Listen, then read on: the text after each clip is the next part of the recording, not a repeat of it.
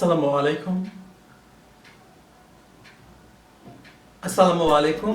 HSC 2026 syllabus 7 অঙ্ক এখন করণীয় কি? 2026 সালের এইচএসসি পরীক্ষার বিষয়ে অনেক শিক্ষা এসএসসি হিসাব বিজ্ঞান 2026 সালের ফাইনাল সাজেশন। প্রিয় এসএসসি 2026 যোদ্ধারা, তোমরা যারা হিসাব বিজ্ঞানকে কঠিন মনে করো তাদের জন্য আজকের এই ফাইনাল সাজেশন হতে পারে গেম চেঞ্জার। সঠিক অধ্যায় বাছাই করে যাচাইকৃত 300টি এমসিকিউ পড়লে 30টা কমন নিশ্চিত। 30টি এমসিকিউ পড়লে 30টি কমন নিশ্চিত। এসএসসি হিসাব বিজ্ঞান 2026 সালের পরীক্ষার্থীরা, তোমরা হয়তো জানো যারা হিসাব বিজ্ঞানকে কঠিন মনে করো তাদের জন্য আজকের এই ফাইনাল সাজেশনটা হতে পারে একটা গেম চেঞ্জার। সঠিক অধ্যায় বাছাই করে বাছাইকৃত 300টি গুরুত্বপূর্ণ এমসিকিউ পড়লে ইনশাআল্লাহ 30টির মধ্যে অধিকাংশই কমন পাওয়ার সম্ভাবনা নিশ্চিত। গুরুত্বপূর্ণ অধ্যায় সাজেশন।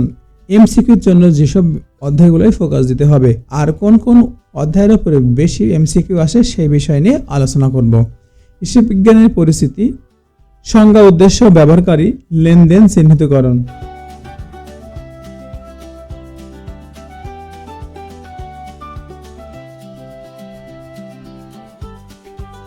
গুরুত্বপূর্ণ অধ্যায়ভিত্তিক সাজেশন এমসিকিউ ফোকাস করলে কোন কোন অধ্যায় কতটুকু কোন বিষয়ে পড়লে আপনারা 30-এ 30 পাবেন সেই নিয়ে আজকে আলোচনা। হিসাব বিজ্ঞানের পরিস্থিতি, সংজ্ঞা, উদ্দেশ্য, ব্যবহারকারী, লেনদেন, চিহ্নিতকরণ, হিসাব সমীকরণ, assets equal liabilities plus capital. হিসাবের শ্রেণী বিভাগ, এখান থেকে সাধারণত 3 থেকে 5টি এমসিকিউ আসে। লেনদেনের দ্বৈত হিসাব পদ্ধতি, ডেবিট ক্রেডিট নির্ণয়করণ।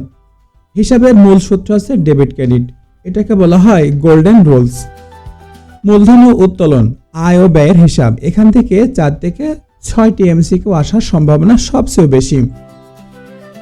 জাবেদা, সাধারণ জাবেদা, বিশেষ জাবেদা, জাবেদা বইয়ের ফরম্যাট, ডেবিট ক্রেডিট বিশ্লেষণ, 3 থেকে 4টি এমসিকিউ প্রায় নিশ্চিত আসে। পোস্টিং পদ্ধতি, জাবেদা থেকে খতিয়ান স্থানান্তর, ব্যালেন্স নির্ণয়, 3 থেকে 5টি এমসিকিউ সবচেয়ে গুরুত্বপূর্ণ। নগদ বই, 1 ঘরা ও 2 ঘরা নগদান বই, ব্যাংক কলাম, ডিসকাউন্ট কলাম। বারটা, যে আমাদের বারটা আছে 2 প্রকার, এই বারটা থেকে প্রশ্ন হয়ে থাকে। 2 থেকে 4টি এমসিকিউ অবশ্যই আসে। তারপরে রেয়ামিলের সমন্বয় সহ সমন্বয় ছাড়া রেয়ামিল হিসাবের ভারসাম্য, 2 থেকে 3টি এমসিকিউ আসে। চূড়ান্ত হিসাব, লাভ ক্ষতি হিসাব, আয় বিবরণী, উদ্বৃত্ত এবং ঘাটতি, 4 থেকে 6টি এমসিকিউ খুব সবচেয়ে বেশি গুরুত্বপূর্ণ। পড়ার কৌশল, প্রতিদিন কমপক্ষে 50টি এমসিকিউ সমাধান করো। ভুল প্রশ্নগুলো আলাদা খাতায় লিখে রিভিশন দাও। ডেবিট ক্রেডিট নিয়ে কনফিউশন থাকলে প্রতিদিন 15 মিনিট প্র্যাকটিস করো। গত 5 থেকে 7 বছরের বোর্ড প্রশ্ন ভালোভাবে বিশ্লেষণ করো। 50টি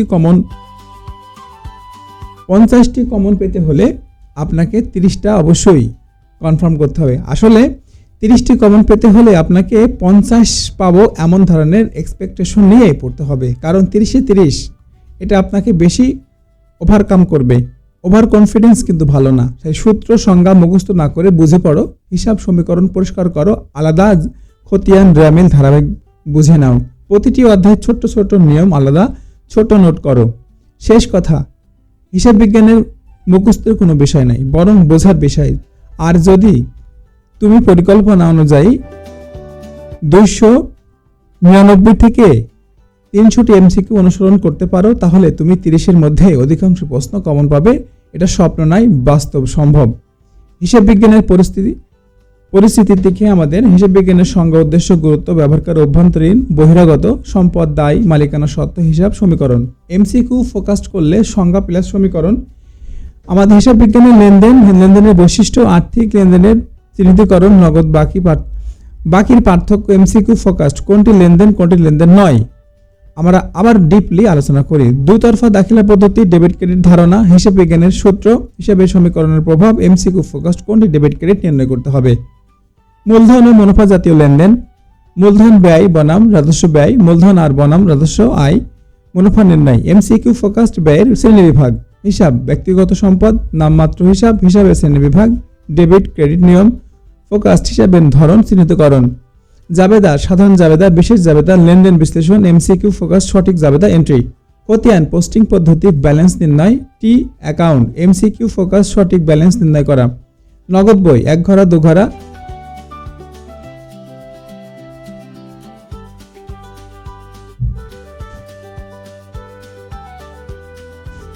ডেবিট ক্রেডিট প্রতিদিন 20 মিনিট প্র্যাকটিস, সূত্র আলাদা, খাতায় লিখে 5 বার রিভিশন। জাবেদা, খতিয়ান, রামিল, ধারাবাহিকতা পরিষ্কার রাখা, শেষ 5 বছরের বোর্ড এমসিকিউ সমাধান করা। এখন কথা হলো কি ধরনের প্রশ্ন আমাদের সিকিউ এমসিকিউ আসে সেই নিয়ে আলোচনা। হিসাব বিজ্ঞানের পরিচিত, হিসাব বিজ্ঞান কি, লেনদেন লিপিবদ্ধকরণ পদ্ধতি। এখন আমরা দেখব এমসিকিউ। হিসাব বিজ্ঞান কি? 4টা অপশন, লেনদেন লিপিবদ্ধকরণ পদ্ধতি, সম্পদ তালিকা, আয় নির্ণয় পদ্ধতি। উত্তর লেনদেন লিপিবদ্ধকরণ পদ্ধতি। হিসাব সমীকরণ কোনটি? সম্পদ ইকুয়াল দায় প্লাস মালিকানা সত্ত্ব, সম্পদ সমান সমান আয় বিয়োগ ব্যয়, দায় সমান সমান সম্পদ প্লাস মূলধন, মূলধন সমান সমান সম্পদ মাইনাস আয়। উত্তরটি আমাদের সম্পদ সমান সমান দায় প্লাস মালিকানা সত্ত্ব। ব্যবসায় অভ্যন্তরীণ ব্যবহারকারীকে আপনারা মনে মনে করতে থাকেন, বিনিয়োগকারী, সরকার, ব্যবস্থাপক, অভ্যন্তরীণকে। উত্তরটি ব্যবস্থাপক। সম্পদের উদাহরণ কোনটি? পাওনাদার, নগদ টাকা, দায়।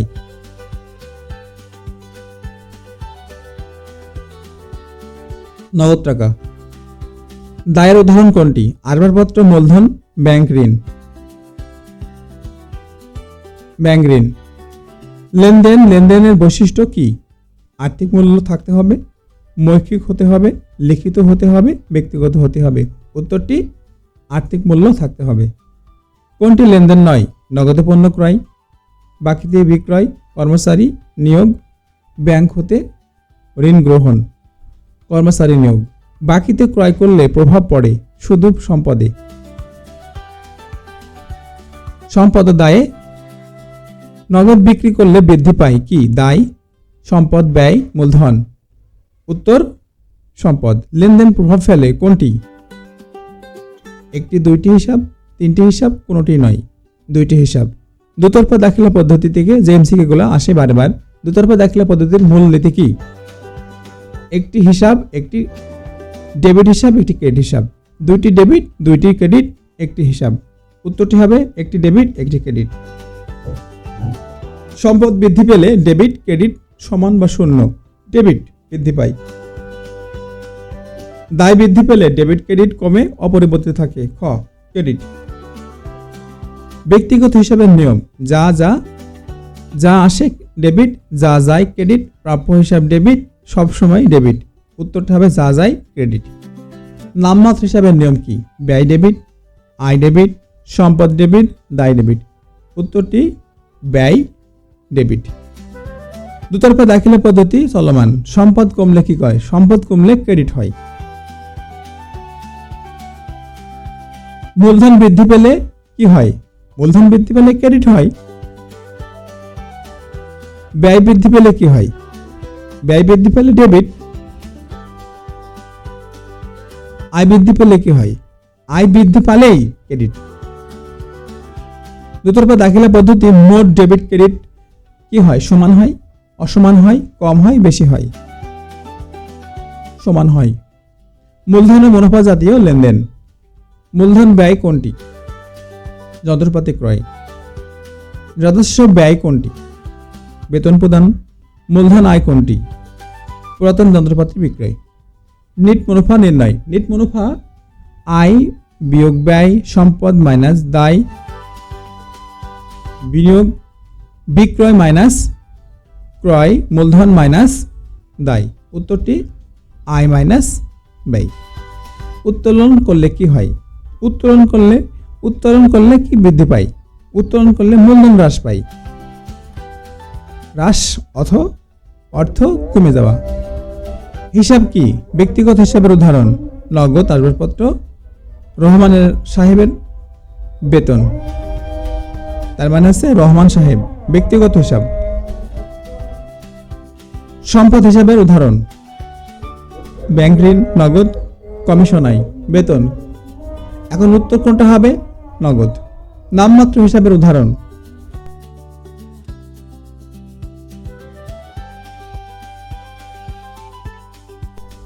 আমি স্কিপ করে যাচ্ছি, আপনারা প্রশ্ন এবং উত্তরটা দেখে নেবেন।